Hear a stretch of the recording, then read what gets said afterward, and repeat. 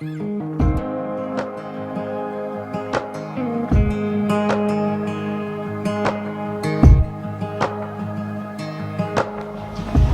pouvez prendre place tranquillement. Ce matin, quand on était avec l'équipe, on était en train de prier, le Seigneur nous a communiqué une parole et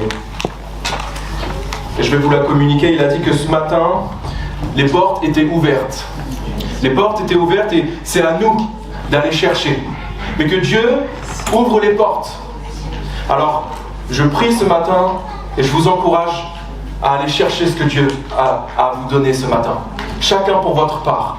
Dieu communique son message à l'Église, mais chacun peut recevoir quelque chose du Seigneur. Les portes sont ouvertes, à nous d'aller chercher ce que Dieu veut nous donner. Alléluia. Je vois que les enfants commencent à se lever. Effectivement, il y a les maternelles ce matin. Donc c'est à partir de la petite section jusqu'au CP. Ils vont aller dans leurs classes respectives. Donc vous pouvez suivre Zakarina. Voilà, c'est bien. Ils ont le droit aussi à leur temps. Voilà, Zakarina qui lève la main. Donc si vous êtes de la maternelle, donc de la petite section jusqu'au CP, si vous avez des enfants, vous pouvez les amener, ils seront bien entre eux. Voilà. Amen. Alléluia. Je suis vraiment heureux d'être là ce matin et je voudrais saluer vous tous, ceux que j'ai pas vus, et je ne sais pas s'il y a des personnes qui sont là pour la première fois ou pas, ou même pour la deuxième fois. Si c'est le cas, soyez les bienvenus. N'hésitez pas à venir voir les responsables ou de partager avec les frères et sœurs. C'est toujours un plaisir de voir de nouvelles personnes. Soyez bénis. Ce matin, j'ai envie de commencer avec un petit jeu. Voilà. Donc, ce qu'on va faire, c'est que je vais vous montrer des images et vous allez me dire ce que ça représente. Ok ? Qu'est-ce que vous voyez ? Bon, c'est pas bien compliqué, hein, mais après, voilà, je vous poserai des petites questions. Première image, c'est ça. Qu'est-ce que ça représente ? Éolienne. C'est une éolienne, ouais. Bon alors l'image est un peu, tordue. Je sais pas si ça peut être réglé, c'est là ou non, c'est comme ça. Ok, bon, on va faire avec. Ok, c'est une éolienne, très bien. Ah voilà, ça, qu'est-ce que c'est ? Cascade. C'est une cascade, ouais, effectivement. Ok, facile. Ça ? Des flammes. Des flammes, du feu. Ok. Ouais, un volcan, des flammes, du feu. Ça, qu'est-ce que c'est ? Des muscles. Des muscles, un homme musclé, ouais, exactement. Non, loin de là, oh là là, pas du tout. Non, voilà. Ma question pour vous maintenant, c'est quel est le point commun entre toutes ces images ? La force. La force, ok. Qu'est-ce qui lie toutes ces images ? La force, l'énergie, ouais, la puissance, ok. Je vais vous mettre une autre image, ça va vous aider là, vous allez voir tout de suite où je veux en aller. Je vais aller. C'est quoi ? Ah, c'est l'esprit. En fait, le point commun avec toutes ces images, c'est que ce sont des images, des représentations qui sont utilisées dans la Bible pour parler du Saint-Esprit, pour parler de l'Esprit de Dieu. C'est un vent qui est doux, c'est un vent qui peut être violent, c'est un feu qui est fort, un feu qui transcende. C'est aussi de l'eau, c'est de l'eau qui jaillit. Hein ? Et c'est une force, c'est une puissance, le Saint-Esprit. C'est l'Esprit de Dieu qui est descendu sous forme d'une colombe aussi, lors du baptême de Jésus. Tout ça représente le Saint-Esprit, l'Espíritu Santo en espagnol, hein, ou the Holy Spirit, the Holy Ghost en anglais. Et la question que j'ai envie de vous poser ce matin, c'est, pour vous, qu'est-ce que le Saint-Esprit ? Allez-y, vous pouvez me répondre, qu'est-ce qui vous vient à l'esprit quand je vous dis qu'est-ce que le Saint-Esprit pour vous ? L'Esprit de Dieu. L'Esprit de Dieu, ok. Personne. L'Esprit de Christ, on ne le voit pas, mais il est là. Ouais, quoi d'autre ? Consolateur. Conseiller. Fleuve d'eau vive, voilà. Ok. Esprit de vérité, exactement. Et on pourrait continuer. C'est ça le truc. C'est qu'on pourrait continuer. Voilà, moi je fais ma prédication, c'est juste vous qui donnez des noms. Non, on va pas faire ça. Moi je suis tombé sur une vidéo il n'y a pas très longtemps. En fait, c'était un micro-trottoir. Et il posait la question justement à des passants dans la rue. Qu'est-ce que le Saint-Esprit pour vous ? Des croyants et des non-croyants. Et comme là, il y avait plein de réponses. Il y avait des bonnes réponses, il y avait des moins bonnes réponses. Certains disaient oui, c'est une invention humaine pour se rassurer. C'est un esprit qui est là, on ne sait pas trop, il est là, il vogue au milieu. Voilà, il y a eu plein de choses. En fait, ce que ça nous montre, c'est que le Saint-Esprit, il y a plein de croyances autour du Saint-Esprit. Il y a plein d'idées. Hein.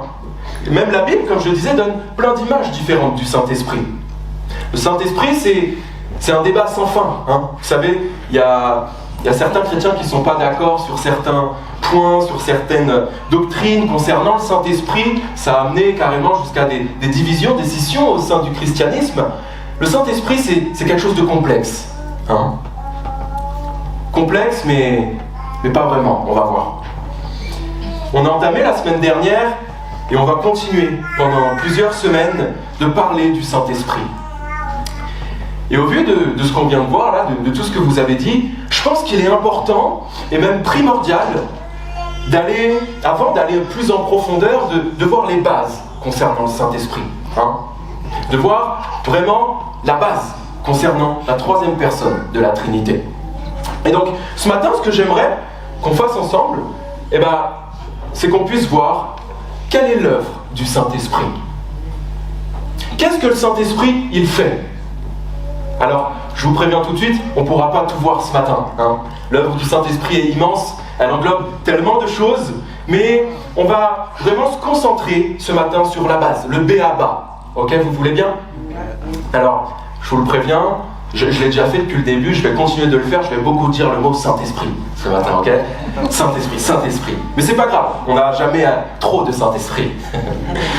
Je vous propose qu'on puisse lire dès à présent dans l'évangile de Jean au chapitre 14, ceux qui ont leur Bible, vous pouvez la sortir, vous pouvez tourner les pages ou taper sur votre smartphone.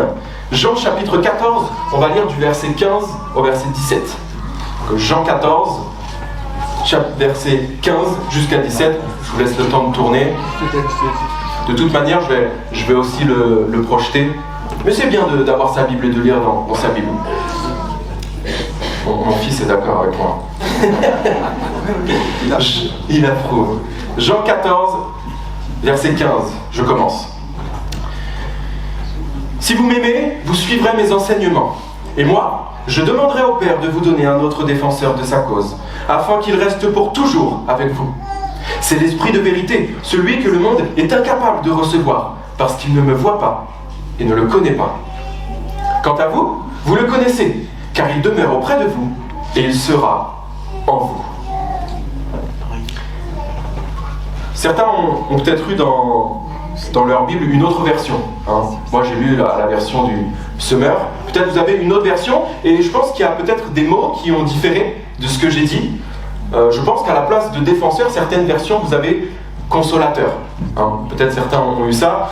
En fait, le terme qui est traduit par défenseur ou consolateur, c'est un mot grec, et ce mot-là, c'est paraklétos.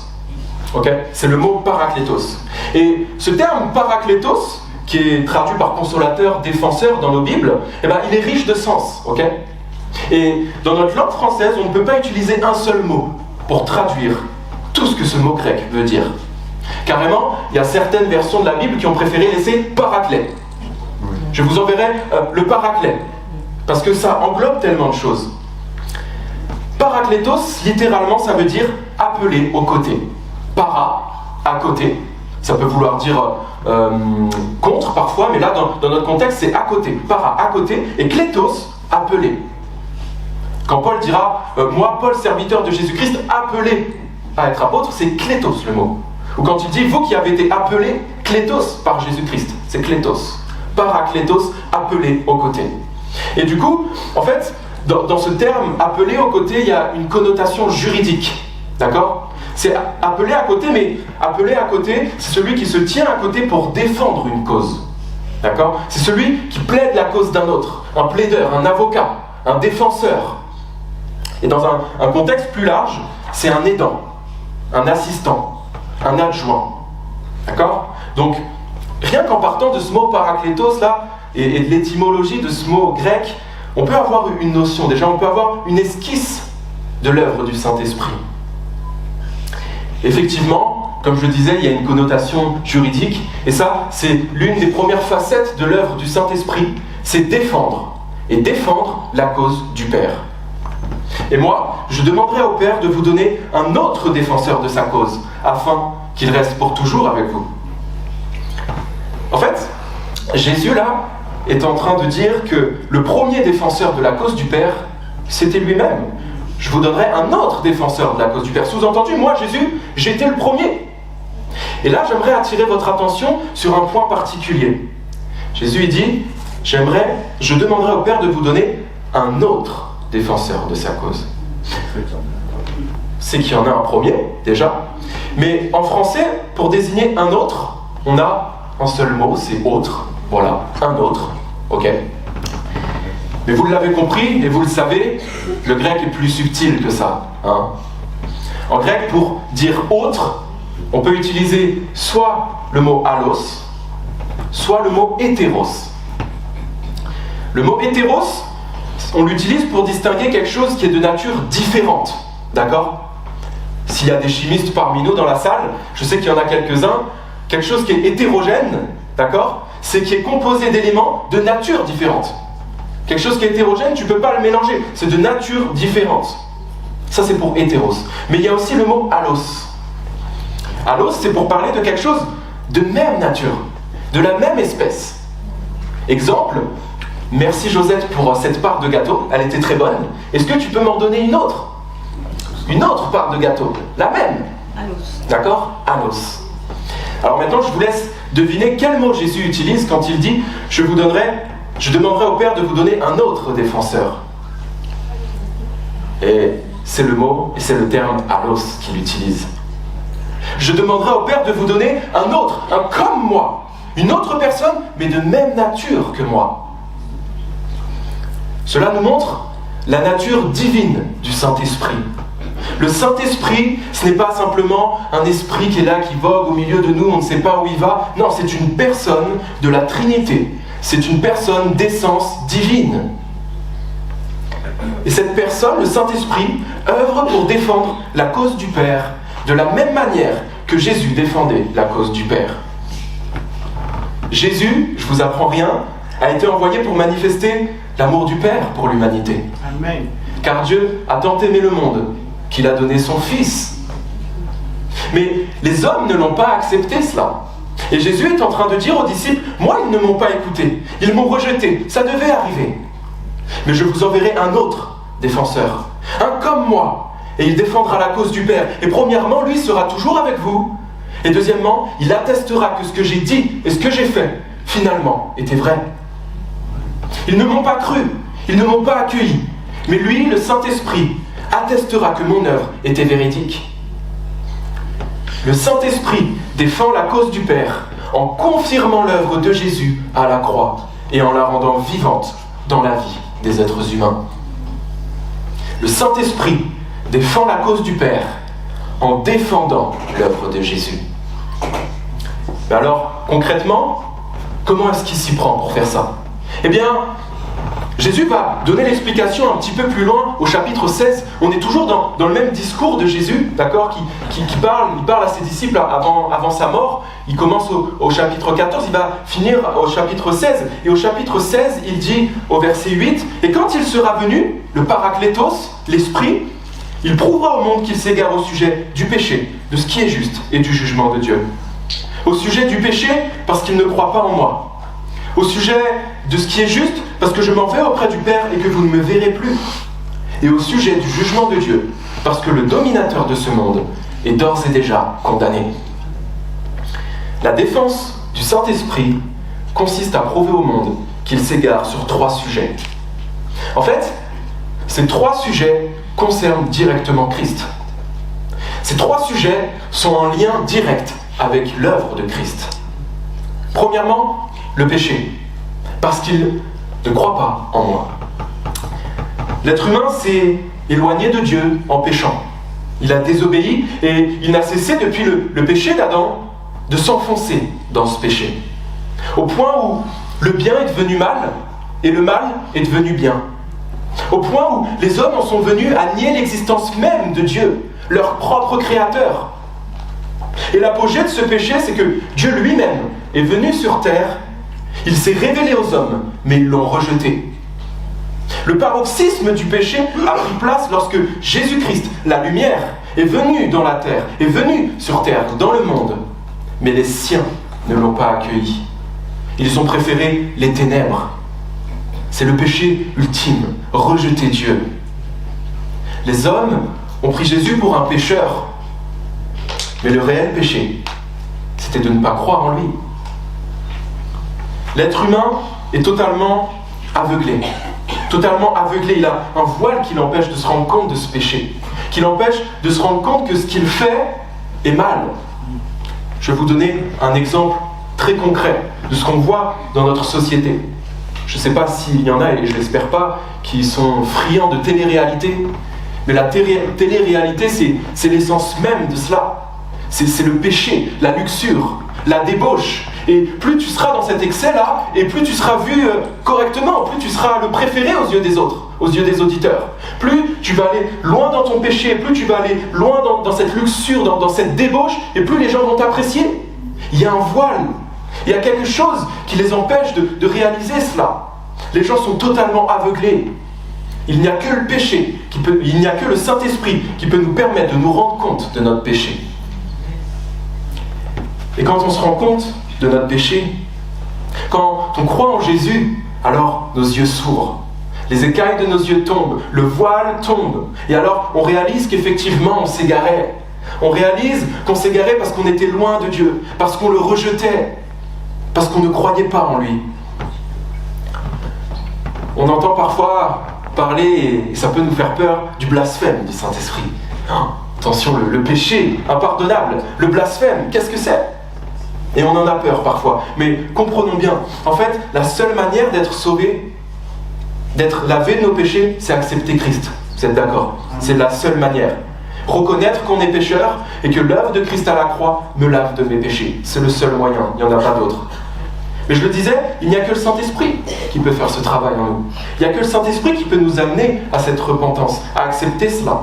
Et donc, si on rejette le Saint-Esprit qui veut agir en nous, pour nous amener à la croix, pour nous amener à réaliser que nous sommes pécheurs, nous amener à nous repentir, eh bien, c'est rejeter finalement la seule manière d'être sauvé. C'est ça, le blasphème du Saint-Esprit, c'est rejeter volontairement l'œuvre que le Saint-Esprit veut opérer en nous pour nous amener à la repentance. Alors effectivement, tu ne pourras pas être pardonné. Il n'y a que le Saint-Esprit qui peut nous ouvrir les yeux afin de réaliser cet état de pécheur. Mais le Saint-Esprit convainc aussi le monde, non seulement du péché, mais de la justice. La justice, parce que je m'en vais auprès du Père et que vous ne me verrez plus. Le peuple juif n'a cessé d'accuser Jésus de blasphémateur. Quand on lit les évangiles, on voit très clairement que les hauts dirigeants, que le peuple veulent tuer Jésus parce qu'il prétend être le Fils de Dieu. Blasphémateur, crucifie-le. C'est un blasphémateur. Et ils vont finir par le mettre à mort sur la croix, sur ce morceau de bois. Et dans la loi mosaïque, dans le livre de Deutéronome, il était clairement dit que celui qui était pendu au bois était un objet de malédiction aux yeux de Dieu. Au chapitre 21, si un homme qui a encouru la peine capitale pour un crime a été exécuté et pendu à un arbre, son cadavre ne devra pas rester là pendant la nuit sur l'arbre, vous l'enterrez le jour même, car un pendu est un objet de malédiction divine. Autrement dit, si Dieu avait laissé Jésus mourir sur la croix, pendu aux yeux de tous, il ne pouvait pas être le Messie, il ne pouvait pas être le juste qui délivrerait Israël. Jésus était un objet de malédiction divine. Et condamner Jésus était pour eux un acte de justice. On le comprend très clairement avec l'exemple de Paul. Vous savez, Paul, c'était, avant d'être cet apôtre qui a œuvré pour l'œuvre du Seigneur, c'était un pharisien zélé, un pharisien qui était virulent. Il était là, il tuait les chrétiens, il les faisait emprisonner. Et alors qu'il demande une lettre de recommandation pour aller dans les églises de Damas et arrêter les chrétiens, alors qu'il est en chemin, il va rencontrer ce Jésus ressuscité. Et il va s'écrouler. C'est son monde à Paul qui s'écroule. Comment Jésus de Nazareth, ce maudit de la croix, celui qui avait été rejeté par Dieu, qui ne pouvait pas être juste, comment était-il vivant? Est-ce que, finalement, ce Jésus était juste aux yeux de Dieu? Et comme je le disais, c'est son monde qui s'écroule. On le verra, pendant plusieurs jours, il ne mangera plus, il ne boira plus. En plus d'être aveugle, il est au bout. Comment ce Jésus de Nazareth pouvait-il être ressuscité? Était-il finalement juste? En s'en allant auprès du Père et en n'étant plus présent physiquement sur terre, cela est la preuve ultime que oui, Jésus est le juste. Il n'est plus cette malédiction, mais il est justice de Dieu. Il n'est pas resté sur cette croix, mais il est ressuscité et il est retourné dans la gloire du Père. Amen. Et le Saint-Esprit atteste cela. Il le rend vivant dans nos vies. Alléluia. Les hommes ont voulu appliquer leur propre justice concernant Jésus, mais ils se sont trompés. Et parfois, on essaye nous aussi d'appliquer notre propre justice en condamnant, parfois à tort, telle ou telle personne, telle ou telle situation. Mais la seule justice valable, c'est celle de Dieu. À nous de discerner, avec l'aide du Saint-Esprit, quelle est la justice de Dieu. De ne pas faire justice nous-mêmes. Et troisièmement, le Saint-Esprit atteste cela par rapport au jugement. Il convainc le monde du jugement parce que le dominateur de ce monde est d'ores et déjà condamné. Le monde a exécuté un jugement contre Jésus en le condamnant à mort. Mais il se trompait totalement quant à ce jugement. Et c'est en réalité la mort de Jésus à la croix et sa résurrection qui représente un jugement. Un jugement contre ce monde, contre le péché, un jugement contre Satan. Le dominateur de ce monde est d'ores et déjà condamné. Vous savez, les gens pensent que Dieu n'existe pas pour diverses raisons. L'une des plus connues, la favorite, la numéro 1, celle qu'on entend le plus souvent, c'est « Si Dieu existait, il n'y aurait pas toutes ces guerres, il n'y aurait pas toutes ces souffrances. Si Dieu existait, il n'y aurait pas toute cette détresse à Los Angeles, tous ces feux-là. Comment c'est possible qu'il y ait un Dieu s'il y a tout ça ?» Autrement dit, les gens pensent que parce qu'il y a du mal, de la souffrance dans ce monde, alors ça prouverait qu'il n'y a pas de Dieu. C'est ça leur mentalité. Parce qu'il y a du mal, de la souffrance, alors il ne peut pas y avoir de Dieu. Sous-entendu, d'ailleurs, ça voudrait dire que Dieu est bon. Et la question qu'on pourrait se poser, nous, c'est effectivement, au vu de ce qu'on vient de voir, pourquoi si Satan est d'ores et déjà condamné, y a-t-il encore de la souffrance? Pourquoi y a-t-il encore du mal? Eh bien déjà parce que tant que Jésus ne sera pas revenu, Satan aura encore de l'emprise sur ce monde. C'est comme ça. Satan peut jouir d'une certaine liberté. Et tant que nous n'acceptons pas Christ, nous sommes toujours esclaves de Satan. Et il fera tout pour nous faire croire que nous ne pouvons pas lui échapper. C'est un mensonge, mais le monde se laisse influencer par ce mensonge. Et donc tant que nous sommes sous la domination de Satan, il y aura toujours du mal, il y aura toujours de la souffrance. Mais quand nous rencontrons Christ, quand nous devenons enfants de Dieu, que le Saint-Esprit a fait cette œuvre en nous, que nous sommes unis à Christ, nous avons la victoire sur Satan, sur le péché. Nous avons la victoire sur ce pouvoir de la mort, parce que Christ, lui qui a vaincu la mort, habite en nous. Dieu n'a pas encore jugé l'humanité, les êtres humains, c'est vrai, mais il a déjà jugé et condamné la mort et le péché. Et si on reste dans cet état de pécheur, si on reste dans cet état-là de domination de Satan, alors lorsque Dieu jugera les hommes, on sera jeté loin de sa présence. Là où il y a d'amers regrets, là où il y a des grincements de dents. On pense souvent que l'enfer, c'est oui, le feu, oh là là, les flammes, ça brûle. Non, tu vas regretter, tu seras conscient de tout ce que tu rates, conscient d'être loin de la présence de Dieu. Et cela pour l'éternité. Tu réaliseras tout cela. Et si tu as donné ta vie à Jésus, tu seras dans sa présence. Et alors tu seras bien. Amen. Le Saint-Esprit est là pour prouver et attester la victoire de Jésus sur la mort et le péché. Pour nous ouvrir les yeux sur ce péché. Il est là pour prouver et attester que Jésus est le juste. Qu'il n'est plus sur cette terre, mais qu'il est remonté dans la gloire du Père. Qu'il est assis à la droite du Père. Il est là pour prouver et attester le Saint-Esprit que ce monde et son prince sont déjà jugés et condamnés. Péché, justice et jugement. En prouvant aux hommes qu'ils se trompent à leur sujet, en fait, le Saint-Esprit prouve qu'ils se trompent au sujet de Jésus-Christ lui-même. Le Saint-Esprit défend le Père en prouvant aux hommes que Jésus est bien l'envoyé de Dieu, que l'œuvre que Jésus est venu accomplir est véridique. Et s'il souhaite prouver cela aux hommes, c'est pour convaincre les hommes qu'ils ont besoin de Jésus. C'est pour qu'ils changent et qu'ils donnent toute leur vie à Jésus. Parce que s'ils ne changent pas, s'ils ne le font pas, Jésus les jugera. Et alors ce qui les attend, c'est la mort éternelle. Le Saint-Esprit pointera toujours les hommes vers Jésus. Parce qu'il est la preuve ultime de l'amour de Dieu. Il est la preuve ultime, Jésus est la preuve ultime de l'amour du Père pour sa création. Autrement dit, le Saint-Esprit révèle et révélera toujours et uniquement Jésus-Christ. Quand on réalise cela, qu'on s'est trompé au sujet de Jésus, quand le Saint-Esprit nous convainc en venant faire en nous ce travail de repentance et qu'on accepte Jésus, alors on ouvre les yeux sur notre péché et Jésus nous en lave. On passe de condamné à juste devant le Père. Et nous n'aurons plus rien à craindre lorsque le jugement viendra. Oui, l'œuvre accomplie par Jésus est parfaite. Et le Saint-Esprit veut nous rendre pleinement participants. Pleinement participants. Participants en acceptant ce message, si ce n'est pas le cas, et participants en le partageant une fois qu'on a reçu ce message. Nous sommes le canal par lequel le Saint-Esprit agit pour partager le message de Jésus. As-tu réalisé l'œuvre qu'il a accomplie à la croix? Cette œuvre parfaite de rédemption.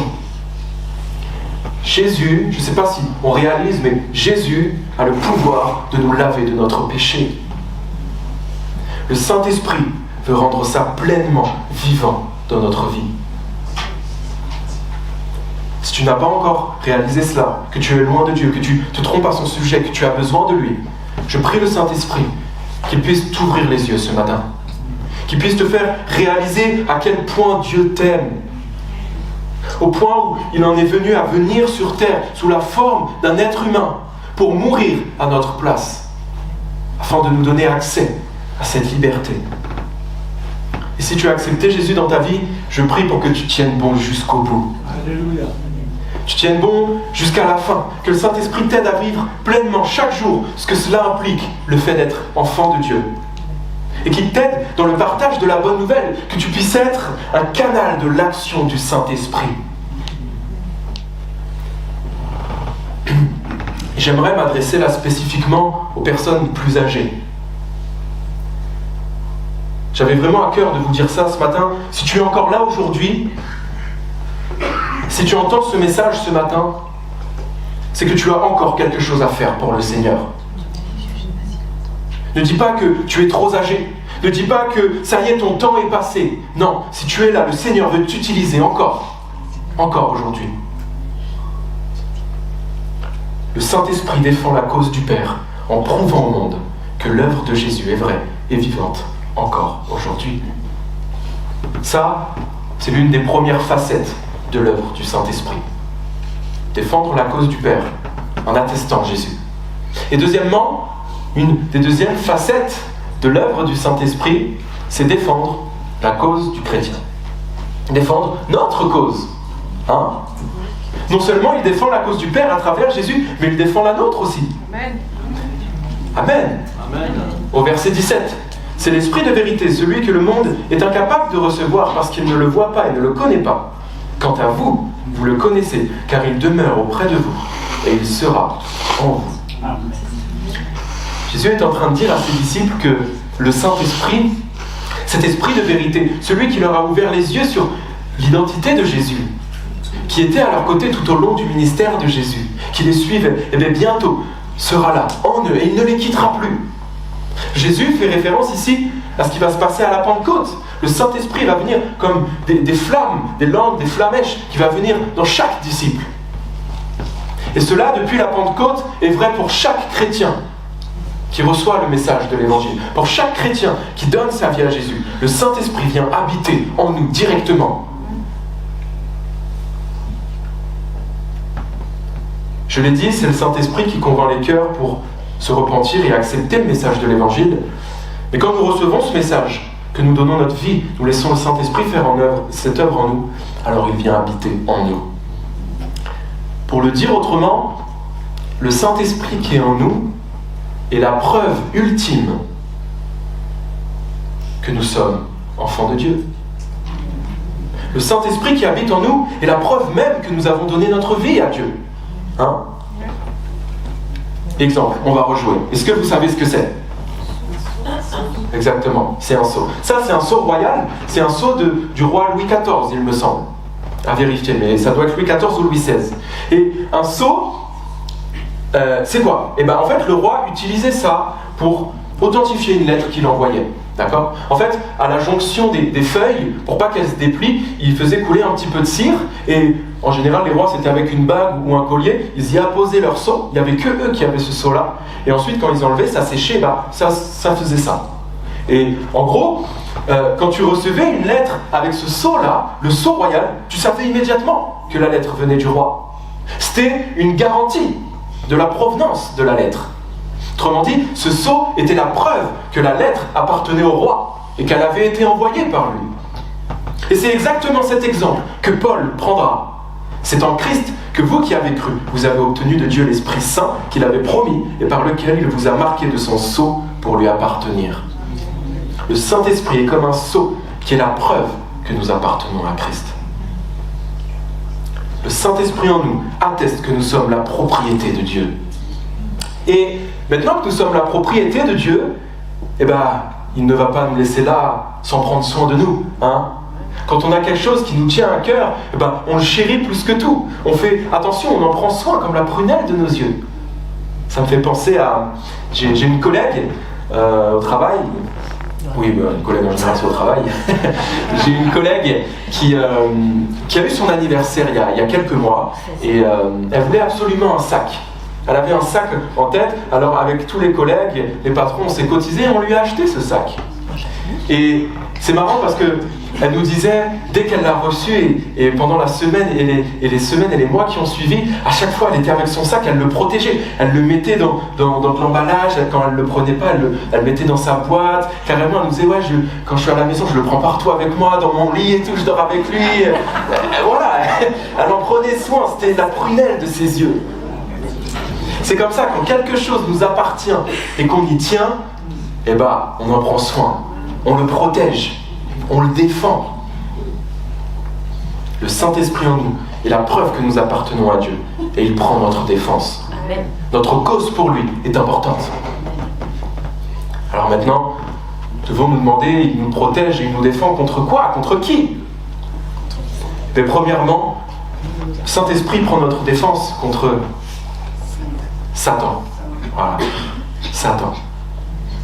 Satan n'a plus aucun droit sur nous. Je disais tout à l'heure, il n'est plus notre maître. Et la présence du Saint-Esprit en nous, en fait, c'est comme s'il disait, eux là, c'est la propriété de Dieu, pas touche. T'as pas le droit. Touche pas. Alors, le Saint-Esprit essaiera toujours de nous atteindre pour nous faire tomber, pour nous faire chuter. Satan, pardon. Oh là là. Je vous ai dit au début, je vais dire tellement Saint-Esprit que... C'est bien, au moins vous suivez, c'est bon. C'est bon. Satan, lui, essaie de nous attaquer, mais le Saint-Esprit nous défend. Amen. Voilà, amen. Parce que le Saint-Esprit puise dans ce qui est en Jésus pour nous le communiquer. Il puise la force qui est en Jésus pour nous la communiquer. Il puise dans ce que le Père a pour nous le donner. Et quand les attaques de l'ennemi surviennent dans nos vies, alors nous avons la force, nous avons les capacités nécessaires de combattre. Alors, bien sûr, parfois il se peut qu'on soit faible, qu'on soit dans un moment plus difficile, qu'on n'ait même pas la force de résister ou de combattre. Ce que j'aimerais vous dire ce matin, c'est de ne pas vous inquiéter. Parce que si vous n'avez pas la force, si on n'a pas la force, si tu n'as pas la force de combattre, ben il y en a un qui combat pour nous. Et non seulement cela, mais on a des frères et sœurs qui sont là aussi. Voilà, exactement. Nos frères et sœurs sont là pour prier, pour nous aider dans le combat, pour nous aider dans la prière, parce qu'effectivement, nous avons le même esprit. Cet esprit qui nous unit les uns aux autres. Ne négligeons pas ça, frères et sœurs. Nous avons une force, le Saint-Esprit en nous, qui est là pour nous aider. Alors, aidons-nous les uns les autres aussi. Mais le Saint-Esprit nous défend pas seulement contre notre ennemi, mais également contre ce monde et contre les hommes de ce monde. Et il le fait comment ? En nous aidant, en nous instruisant, en nous enseignant, en nous rappelant les paroles de Jésus, en nous équipant pour que lorsque nous sommes devant les hommes, nous puissions refléter qui est Christ. Lorsque nous sommes par exemple amenés à parler de notre foi, à évangéliser, le Saint-Esprit nous donne la force d'être clair, d'être efficace.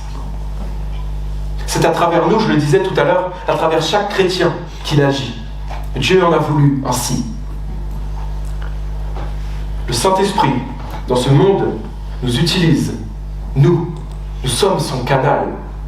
Nous sommes les instruments qu'il a choisis.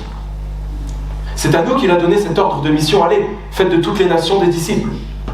Et le Saint-Esprit nous aide en nous épaulant. Vous savez, on dit souvent, oui, nous sommes co-héritiers avec Christ. Et c'est vrai, nous sommes co-héritiers avec Christ. Amen. Mais s'il est vrai que nous sommes co-héritiers avec Christ, nous sommes aussi co-équipiers avec le Saint-Esprit. Nous devons travailler ensemble, côte à côte, main dans la main, dans les tâches que Dieu nous a confiées. Sans le Saint-Esprit, frères et sœurs, il nous est impossible de mener à bien les tâches que Dieu nous a données. Impossible. On va essayer par nos propres forces, on va s'essouffler, ça marchera peut-être un temps, mais ça ne portera pas le fruit que ça doit porter. Si nous ne sommes pas dépendants du Saint-Esprit, nous ne pouvons pas accomplir pleinement les tâches que Dieu nous a données. Ne négligeons pas cela, vraiment. Ne nous laissons pas avoir non plus par l'activisme, vous savez, en disant « oui, mais je sers Dieu, donc je fais sa volonté ». C'est un piège à éviter. Car l'activisme, bien souvent, nous fait mettre de côté ce que le Saint-Esprit veut nous communiquer. On rentre dans une routine de service, on se dit « plus on fait, mieux ce sera ». Et on en vient en fait à mettre notre activité pour le Seigneur au-dessus de notre relation avec lui.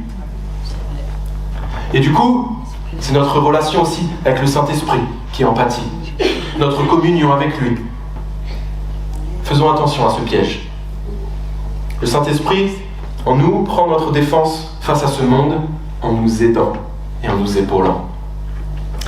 Mais il nous défend également contre une troisième chose. Je ne sais pas s'il y est, bon, peut-être il y est plus, c'est pas grave. Contre nous-mêmes. Notre chair. La réalité, c'est que notre chair est toujours présente.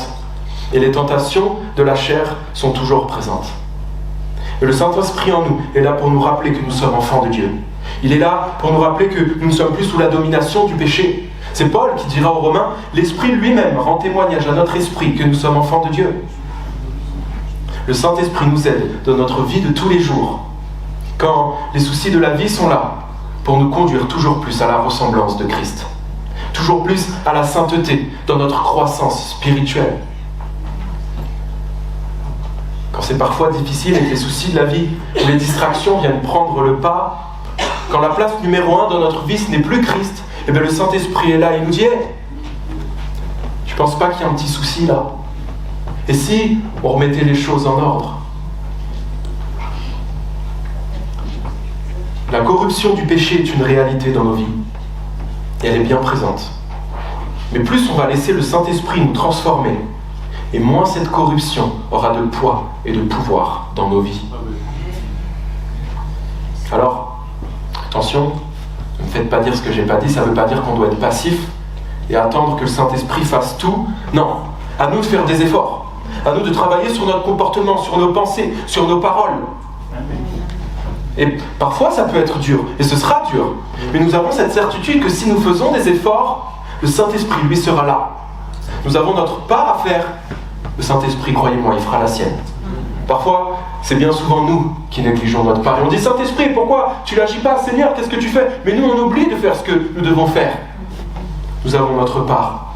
Le Saint-Esprit a la sienne et il ne nous laissera jamais tomber. Le Saint-Esprit prend notre défense contre tout ce qui pourrait nous atteindre. C'est une certitude et une promesse de Dieu. Et je crois que cette promesse devrait être une source de réconfort pour nous. Le Saint-Esprit est là et il ne nous quitte pas. Réalisons cela. Il ne nous quitte pas. Cependant, comme je le disais, nous avons notre part à faire. Alors ne soyons pas passifs. Mettons-nous en action. Prenons la main du Saint-Esprit. Laissons-nous guider par lui. Partageons le message de l'Évangile avec assurance. Soyons là les uns pour les autres. Soutenons-nous dans la prière. Soumettons toute notre vie au Saint-Esprit. Il y a tellement d'exemples et tellement d'exemples de personnes, de témoignages qui nous montrent qu'ils sont conduits par le Saint-Esprit. Et ils nous montrent à quel point leur vie est glorieuse, ce que le Saint-Esprit fait à travers leur vie. C'est magnifique. Quand nous soumettons toute notre vie, Dieu se glorifie à travers de nous. Le Saint-Esprit défend la cause du Père en attestant l'œuvre de Jésus et en la rendant vivante dans nos vies. Je vais demander à l'équipe de louange s'ils veulent bien revenir. Et aux personnes qui sont désignées pour la scène aussi, bien vouloir aller se préparer. Le Saint-Esprit défend la cause du Père, comme je le disais, en attestant l'œuvre de Jésus, en la rendant vivante dans nos vies. En nous convainquant que nous sommes pécheurs, que nous avons besoin de Jésus. En nous convainquant que Jésus est le juste, il est l'envoyé de Dieu, et qu'il n'y a que lui pour nous sauver. Il est le seul chemin. Le Saint-Esprit en nous convainc que lui seul a le pouvoir de juger. Jésus seul. Et que si nous réalisons pas notre péché et que nous ne donnons pas notre vie à Jésus lorsqu'il reviendra, il sera trop tard et nous serons jetés loin de sa présence. Mais le Saint-Esprit défend aussi notre cause. Contre Satan, contre ce monde, contre notre chair, en nous aidant au quotidien, en nous épaulant. Le Saint-Esprit est un enseignant. Alors laissons-nous enseigner par lui. Ne fermons pas les portes de nos cœurs. Alors que le Seigneur nous le rappelait encore ce matin, les portes sont ouvertes. Ne fermons pas les portes de notre cœur. En cette nouvelle année, on parle souvent de vœux, de résolutions. Mais saisissons cette occasion pour nous engager tout à nouveau. Dans cette année, pour être à nouveau le canal du Saint-Esprit. Le Père le rappelait la semaine dernière, le Saint-Esprit souffle un vent nouveau pour cette année, pour notre Église, pour nous. Rentrons pleinement dans cela. Adam nous le disait mercredi, que le Saint-Esprit va souffler, de nous engager tout à nouveau. En cette nouvelle année, prenons cette occasion et engageons-nous tout à nouveau. Qu'il puisse nous parler, nous conduire. Qu'il manifeste à travers nous l'œuvre qui est la sienne. Manifester, attester, appuyer, convaincre que Jésus est bien le Fils de Dieu et qu'il n'y a pas d'autre moyen pour avoir la vie éternelle que de venir à lui. Dieu nous a choisis pour être ses témoins. Et pour cela, le Saint-Esprit nous aide. Il nous soutient. Nous collaborons avec lui. Mais il prend notre défense aussi. Et je finirai par dire, le Père a conçu le plan pour les êtres humains. Jésus est venu réaliser ce plan-là à la croix. Le Saint-Esprit l'accomplit et l'atteste dans la vie des êtres humains. Et une fois que cela devient une réalité dans nos vies, le Saint-Esprit nous utilise pour être le canal de ce message. Et la boucle est bouclée. Prions, frères et sœurs, prions.